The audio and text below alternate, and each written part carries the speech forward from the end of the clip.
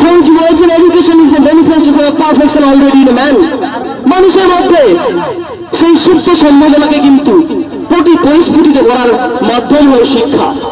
আর যে সমাজ পুরো সম্পূর্ণরূপে এই শিক্ষা ব্যবস্থাকে বিকিয়ে দেয়, যে সমাজ সম্পূর্ণরূপে শিক্ষকের মেরুদণ্ডকে ভেঙে চুরমার করে দেয়, যে সমাজ এই শিক্ষককে কেনাবেচা করে, অর্থের বিনিময়ে শিক্ষক নিয়োগ হয়, অর্থের বিনিময়ে আমাদের সমাজের কর্তাদের নির্বাচন করা হয় এবং আমাদের সন্তানদের পিছিয়ে পড়তে হয়, আমাদের সন্তানদের, আমাদের কৃতি যুবকদের পিছিয়ে পড়তে হয়, তাহলে বন্ধু, যে আজকে অটো চালক, যে আজকে ফলের দোকান, যে আজকে কাপড়ের দোকানে বসে আছেন, যে আজকে চায়ের দোকানে বসে আছেন, যে আজকে একটা মোবাইলের দোকানে কোনোভাবে মেডিকেল রিপ্রেজেন্টেটিভ কিংবা মোবাইল শপের সেলসম্যান হিসেবে কাজ করছেন, যে ছেলেটা MBA করলো, যে ছেলেটা BA পাস করলো, যে ছেলেটা BSc করলো, তাদের আজকে চাকরি নেই।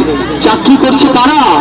চাকরি করছে সে যার বাবা বোন বাঁধতে পারে, চাকরি করছে সে যার বাবা বোন মুখ ধরতে পারে, চাকরি করছে সে যার মামা আছে পলিটিশিয়ান, তারাই চাকরি পাচ্ছে।